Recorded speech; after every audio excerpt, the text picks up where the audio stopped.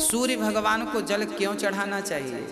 इसलिए चढ़ाना चाहिए क्योंकि जब आप अपने घर पे लाइट जलाते हैं, बिजली जलाते हैं, तो आपके घर ना बिल आता है।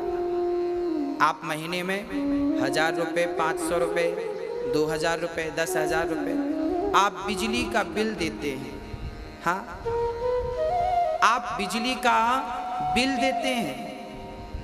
बिजली जली, प्रकाश घर में हुआ तो उसका आपको पैसा देना पड़ता है।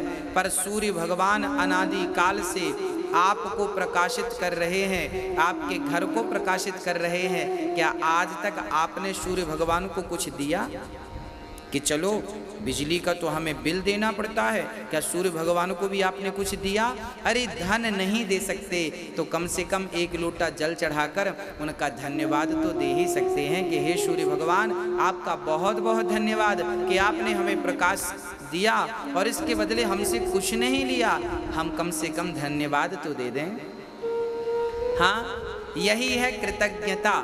पर लोग कृतघ्न हो गए हैं, अब हम क्या कहें। हाँ, इसलिए कृतज्ञता, हम सब ईश्वर के कृतज्ञ हैं। हाँ, उसका शुक्रिया अदा हमें करना चाहिए, धन्यवाद देना चाहिए। हे सूर्य भगवान, आपका बहुत बहुत धन्यवाद। हाँ, ये आंख दिया है मेरे कृष्ण ने, मेरे नारायण ने, क्या इसका तुमने धन्यवाद दिया? सुंदर से कान दिए हैं, क्या इसका धन्यवाद दिया? सुंदर सी वाणी दी है, क्या इसका धन्यवाद दिया? हाँ, हम लोग केवल शिकायत करते रह जाते हैं। तुमने ये नहीं दिया, तुमने ये नहीं दिया, तुमने ये नहीं दिया, शिकायत करते हैं, उसका धन्यवाद कभी नहीं देते। हम आपसे निवेदन करते हैं कि ईश्वर से शिकायत नहीं, धन्यवाद करना सीखो। भगवान का नाम कभी भी ले लो, कहीं भी ले लो, भाव कुभाव अनख आलसहूं, नाम जपत मंगल दिसि दसहूं। इसलिए कहता हूं मेरी माँ, नाम जपने का अभ्यास बनाओ। काम करते हुए भगवान का नाम जपते रहा करो। नाम किसी भी हाल में छूटना नहीं चाहिए। नाम ही हम सबका सहारा है। पहले नाम को ही पकड़ना पड़ता है।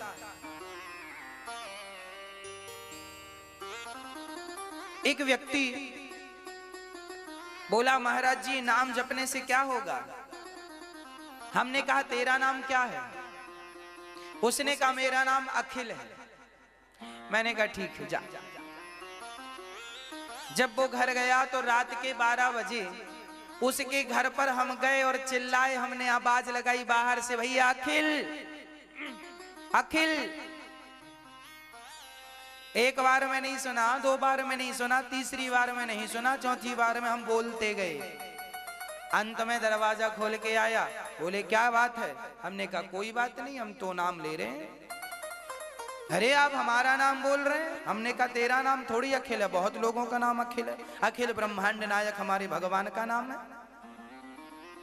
अरे आप बुला रहे हैं हमें। हमने कहा पगले, जब तेरा नाम बोलने से तू मेरे सामने आ गया, सामान्य इंसान, तो भगवान का नाम कोई भक्त प्रेम से पुकारे तो क्या भगवान नहीं आएंगे? क्या भगवान बहरे हैं? अरे भगवान बिनु पग चलहि सुनहि बिनु काना, सहस्त्र शीर्षा पुरुखा सहस्त्राक्षः सहस्त्रपात। भगवान के एक नहीं हजारों आंखें हैं, हजारों कान हैं। चींटी भी अपने पांव में घुंघरू बांध के नाचे तो परमात्मा को सुनाई पड़ जाता है कि कोई चींटी मुझे पुकार रही है। ये भगवान है, ये भगवत दर्शन है। इसलिए आप सभी किसी भी हाल में भगवान का नाम ना छोड़ा करो, भाव से जपा करो, प्रेम से जपा करो। नाम सदा मंगल ही करता है, कल्याण ही करता है। पहले नाम जपो, फिर धीरे धीरे जिसका नाम जप रहे हो उनसे धीरे धीरे प्रेम हो जाएगा। जैसे आप जप रहे हो राधा कृष्ण, राधे कृष्ण, कृष्ण कृष्ण, तो पहले कृष्ण कृष्ण जपो, बाद में क्या होगा? हाँ, पहले नाम जपो सामान्य, राम राम जपो, फिर धीरे धीरे क्या होगा? जिनका नाम है राम से धीरे धीरे जनाम जपते जपते उन राम से प्रेम हो जाएगा। क्या हो जाएगा राम से? राम से क्या होगा? देखो शुरुआत तो नाम से ही होगी ना। अच्छा आप किसी से दोस्ती करेंगे तो उसका नाम पूछेंगे कि नहीं? हाँ या ना? पहले नाम पूछेंगे, फिर बातचीत करते करते ही आगे बातें होती हैं। बस इसी तरह शुरुआत नाम से। केवल नाम काम करते हुए नाम जपते रहो, नाम कभी भी ना छूटे, किसी भी हाल में ना छूटे। इस बात का हम सबको ख्याल रखना चाहिए। इसलिए नाम है। कब तक नाम जपें? बोले जब तक भगवान सुन ना ले तब तक नाम को जपते काम करते रहो, नाम जपते रहो।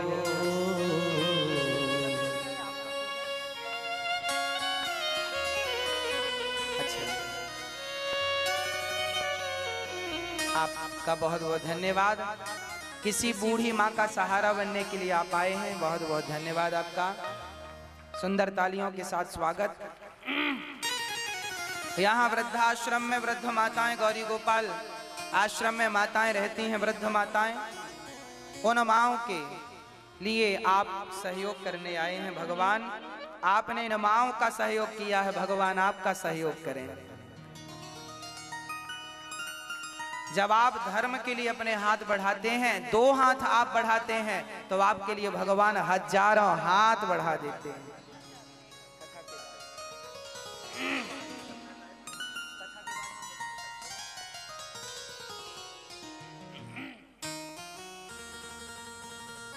याद आवेगी उसको कभी ना कभी, मेरी विनती सुनेगा कभी ना कभी। ऐसा विश्वास मन में जगाते चलो, मन से गोविंद गोपाल गाते चलो। नाम धीरे धीरे जपो, धीरे धीरे। कैसे नाम जपना है? पहले नाम जिह्वा से जपना है। बोलो राम, बोलो राम, राम सीताराम, सीताराम। अब इसी नाम को हृदय से बोलो। अब आपकी जिह्वा ना हिले, होंठ ना हिले, और आप बोलो सीताराम। बोलो, बोलना नहीं है, बाहर आवाज नहीं आनी चाहिए। आप महसूस कीजिए आपके हृदय में, हृदय की धड़कन के साथ एक नाम चलेगा, सीताराम, सीताराम। राधे कृष्ण, राधे कृष्ण, राधे कृष्ण, राधे कृष्ण, राधे कृष्ण, राधे कृष्ण। आपकी जिह्वा ना हिले और बस नाम चलता रहे, कृष्ण कृष्ण, श्री कृष्ण, श्री कृष्ण। ये हृदय से जाप है। इस जाप को आप करेंगे तो बहुत जल्दी जनाबाई के ओपलों से विट्ठल विट्ठल की ध्वनि निकलती थी। भक्ति मती जनाबाई ओपले बनाती थी, कंडे थापती थी, तो उसके ओपलों से विट्ठल विट्ठल की ध्वनि। जो भक्त हृदय से नाम जपता है और हृदय के बाद नाभि से नाम जपता है तो रोम रोम से नाम निकलता है। वो किसी वस्तु को टच कर दे तो उससे भगवान का नाम निकलने लग जाता है। ये प्रभाव भजन का। कोई संत भजन करने वाला इसलिए गुरुजनों का आशीर्वाद लेते हैं। आपके सिर पर गुरुजन हाथ रख देते हैं तो गुरुजनों की भक्ति आपके हृदय में प्रवेश कर जाती है और आप भी भक्त बन जाते हैं।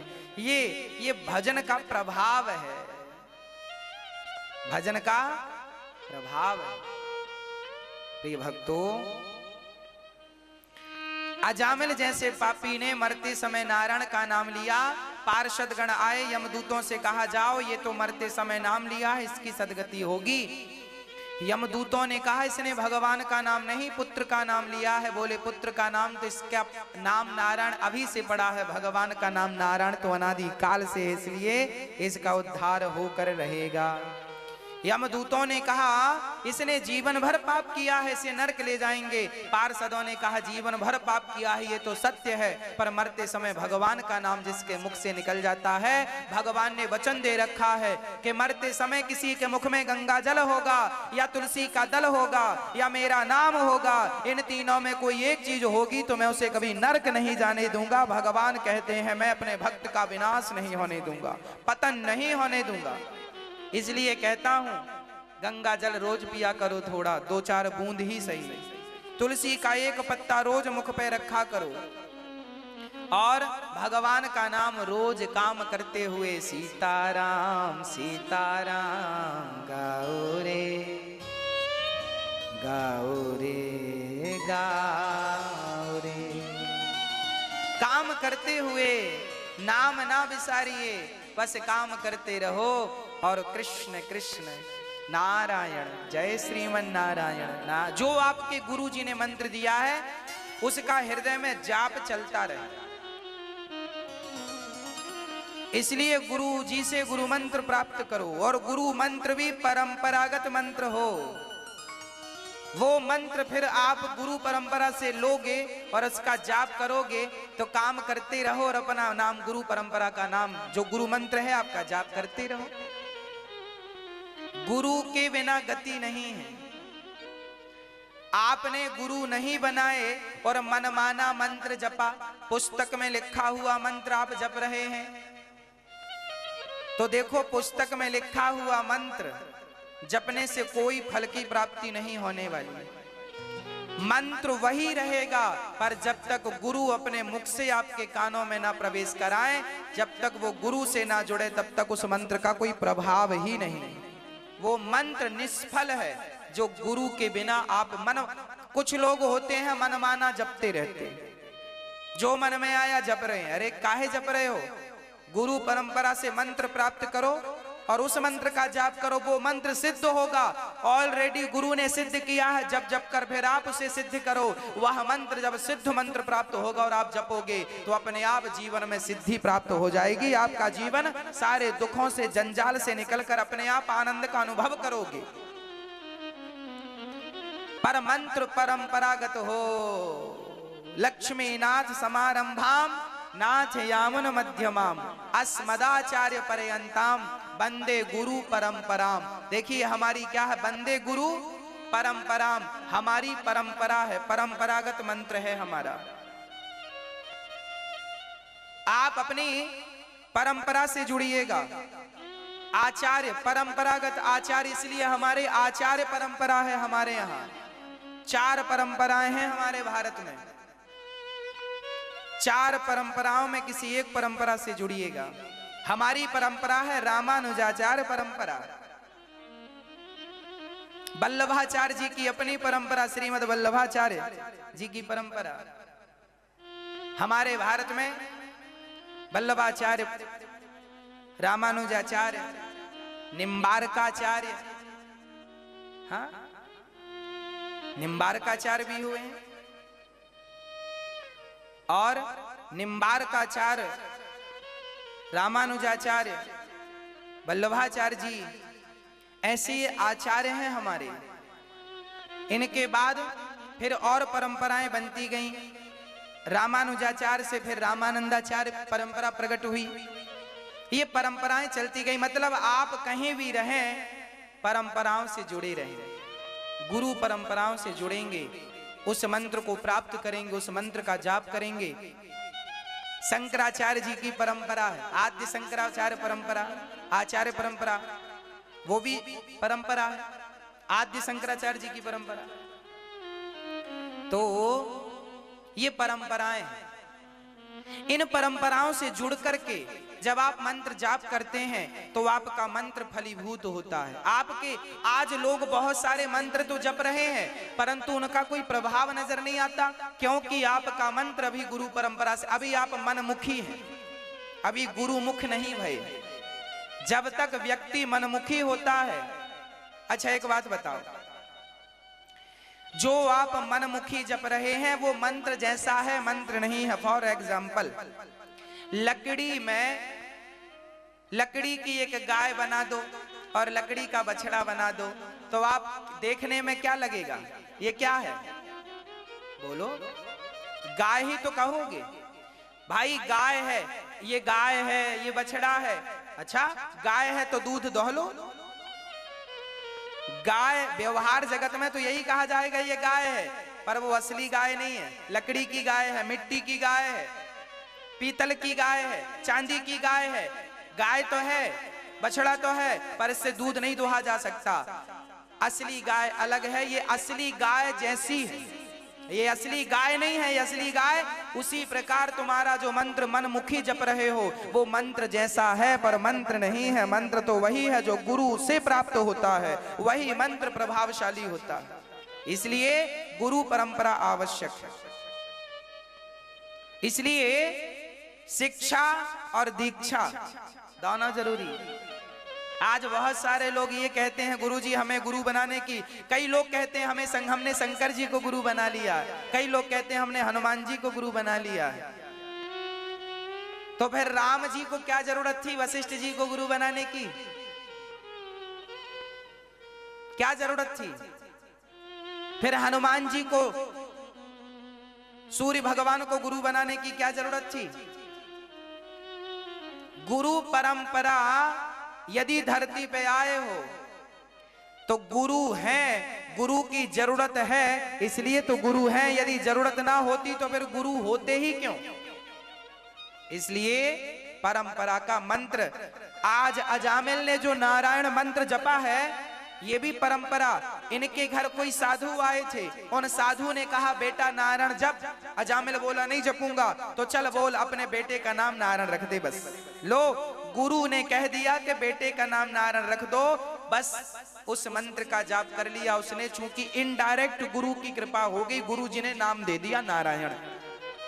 उस मंत्र का जाप किया, भले बेटे को बुला रहा है पर वो मंत्र का जाप, और जितनी बार नारायण बोला उतना जाप हुआ।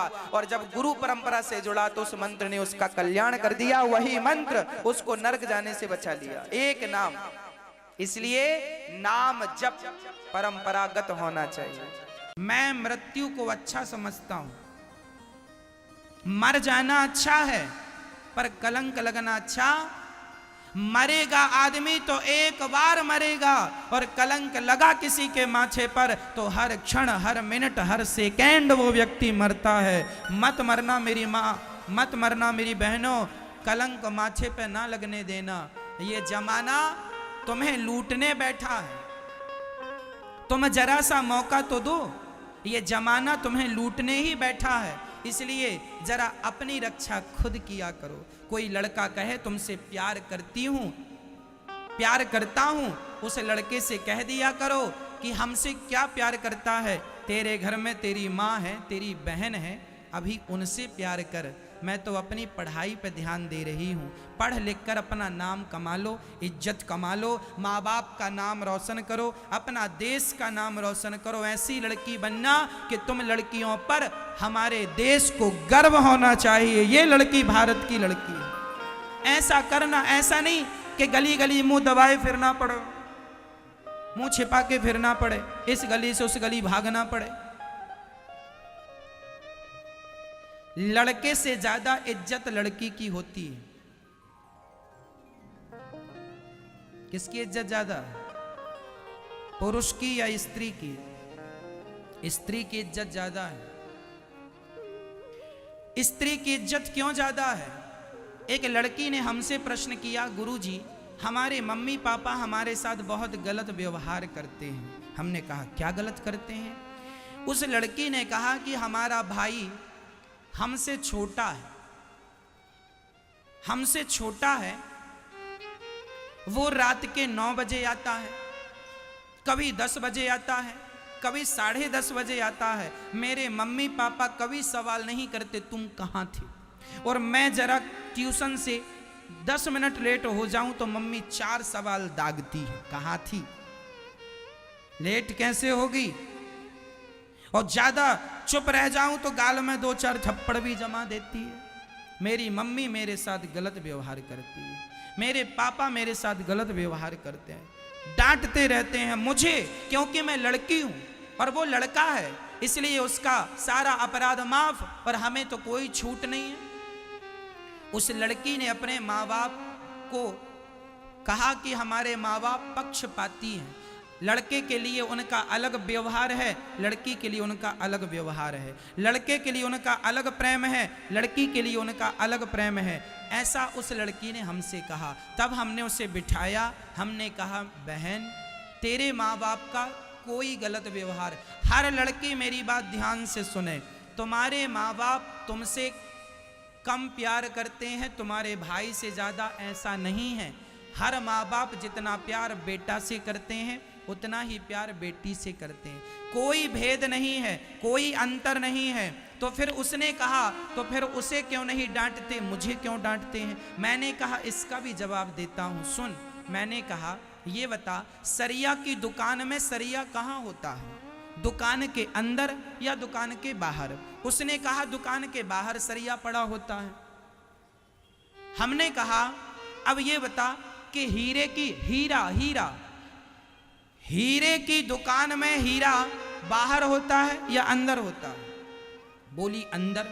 हीरे की दुकान में हीरा अंदर होता है, अंदर भी तिजोरी के अंदर एक छोटी सी लाल डिब्बी में ढक्कन खोलो हीरा दिखता है, इतना सा हीरा होता है, वो भी इतनी सेफ्टी से रखा जाता है, संभाल के रखा जाता है। मैंने कहा बहन देख रही है, ये जो सरिया है ये सरिया है, तेरा भैया तेरा भाई सरिये की तरह है, और तुम बेटियां हर माँ बाप के लिए हीरे की तरह होती हो। जैसे हीरे का मालिक हीरे को भीतर संभाल कर रखता है, उसी प्रकार हर बाप अपनी बेटी को भीतर संभाल के रखता है। और ये बेटा तो सरिया होता है, जंग लगेगा, पानी गिरेगा सरिया पर, यदि जंग भी लग गया सरिये पर तो कीमत कम होगी, तो रुपया 2 रुपया कम होगी।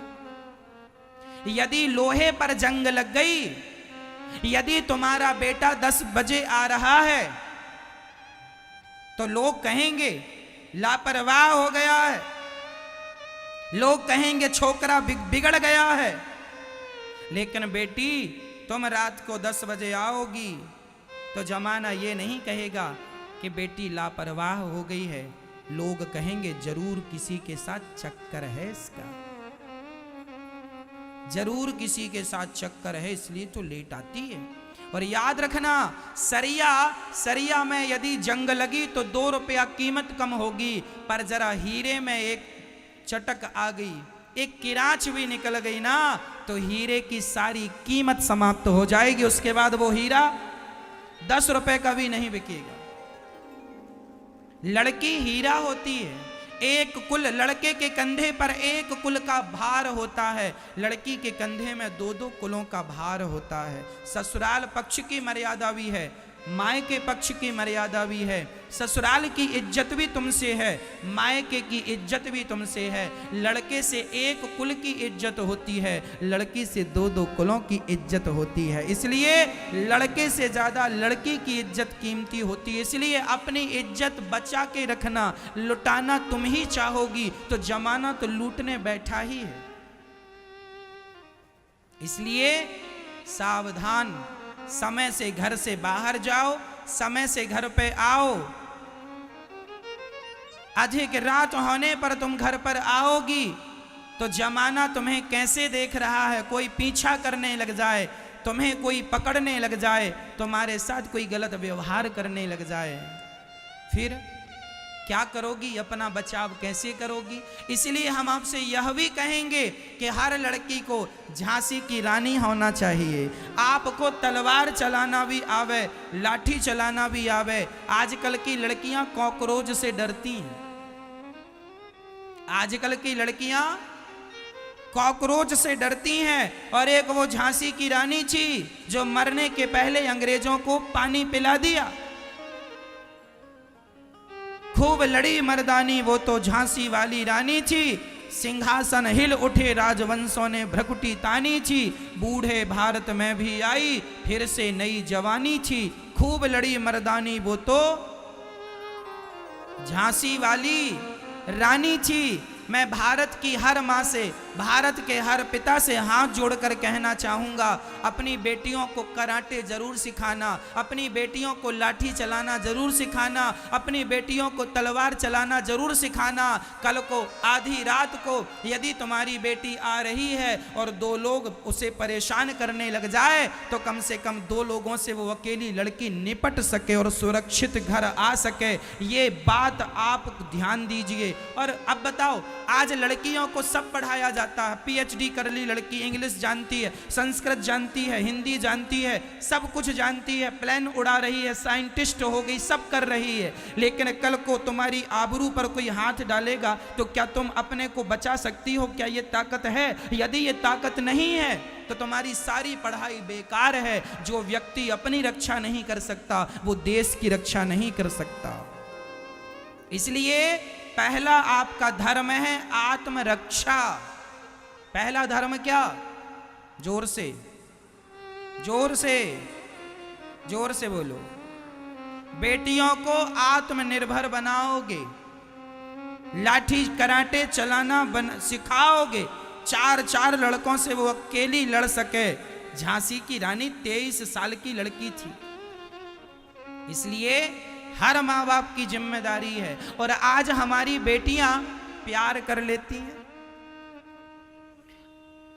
आज बहुत सारी बेटियां किसी लड़के से प्यार कर लेती हैं और बाद में पता चलता है वो लड़का मुसलमान था जिससे प्यार किया। उसी को कहते हैं लव जिहाद। इसलिए हम आपसे कहते हैं मेरी बहनों, प्यार करने के पहले उस प्यार करने वाले लड़के का आधार कार्ड जरूर देख लिया